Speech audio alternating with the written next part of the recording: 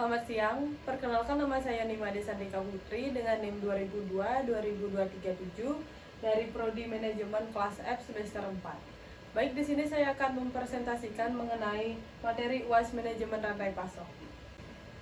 Materi manajemen rantai pasok ada 4, yaitu SCM strategi, multi item inventory, single item inventory, dan kinerja SCM dan fitur SCM. SCM strategi.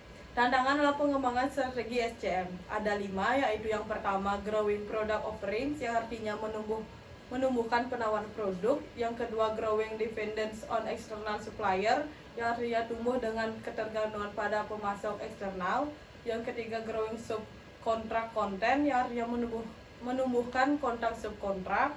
Yang keempat growing needs in supplier management, yang artinya kebutuhan bertumbuh dalam manajemen subkontrak yang meliputi kinerja pengiriman, manajemen resiko, manajemen kapasitas, kontrol proses dan kontrol perubahan. Dan yang terakhir growing cost challenge, yaitu tantangan dalam biaya perkembangan. Selanjutnya strategi SCM yang perlu dilakukan. Yang pertama, SCM untuk optimasi distribusi. Menyajikan sebuah produk merupakan tantangan utama bagi perusahaan, meskipun dari sudut pandang lain bisa juga peluang bagi sistem produksi, serta perusahaan berusaha semaksimal mungkin memanfaatkan segala aset dan sumber daya untuk memuaskan konsumen. Yang kedua, mengetahui tantangan internal SCM perusahaan.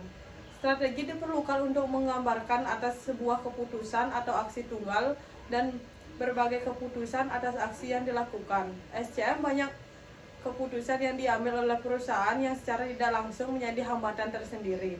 Yang ketiga, bernegosiasi dengan pemasok. Tindakan ini untuk mencegah jika suatu hari terjadi masalah terhadap salah satu pemasok dan untuk menjaga agar rantai pasokan tidak terputus. Tindakan ini juga berguna agar perusahaan dapat terus menjalankan kegiatan produksi. Selanjutnya, mengembangkan hubungan kemitraan. Pemasok tersebut biasanya akan lebih berkomitmen untuk berpartisipasi dalam sistem just in time. Perusahaan akan diuntungkan karena tidak perlu mempunyai gudang untuk persediaan. Pemasok akan mengirim persediaan tepat pada saat perusahaan membutuhkan bahan baku produksi. Yang kelima, melakukan integrasi vertikal, bertujuan untuk mengembangkan perusahaan dalam kemampuan produksi barang dari pemasok, dan ada 2 macam integrasi vertikal, yaitu yang mundur dan maju. Yang keenam, membangun virtual company. Dengan memiliki virtual company, maka perusahaan bisa membangun hubungan yang luas dengan berbagai pemasok untuk menyediakan bahan baku yang diinginkan. Namun, virtual company harus dilengkapi dengan manajemen perusahaan yang bagus supaya bisa memberikan biaya yang rendah, berpartisipasi secara efisien, menciptakan kualitas cepat, fleksibel, dan inovatif. Multi-item inventory. Jadi bisa dilihat dari tabel berikut untuk menemukan order all produk, yaitu 12.000 dikali 9,8, dan hasilnya adalah order size 1.231. Lalu untuk menemukan order cost adalah 9,8 dikali $1.000 ditambah $4.000, dan untuk mencari holding cost adalah order size 1.231 dibagi 2 dikali $500 dan dikali 20%. Dan untuk menemukan total cost terakhir adalah hasil dari holding cost ditambah order cost, yaitu $48.750 ditambah $61.538, dan hasilnya adalah $110.288. Selanjutnya, single item inventory. Jadi bisa dilihat dari tabel berikut. Untuk menemukan optimal order quantity menggunakan rumus Excel, yaitu sama dengan SQRT kurung buka 2x dx kap garis miring H kurung tutup. Lalu untuk menemukan total variable cost menggunakan rumus Excel, yaitu sama dengan annual setup cost plus annual holding cost. Kinerja SCM. Kinerja SCM merupakan sistem pengukuran kinerja yang bertujuan untuk membantu memonitoring jalannya aplikasi supply chain management agar berjalan dengan baik, yang meliputi aktivitas yang berhubungan dengan arus barang, informasi, dan dana dari pemasok sampai dengan konsumen akhir. Selanjutnya, tujuan mengukur kinerja supply chain adalah untuk melakukan monitoring dan pengendalian.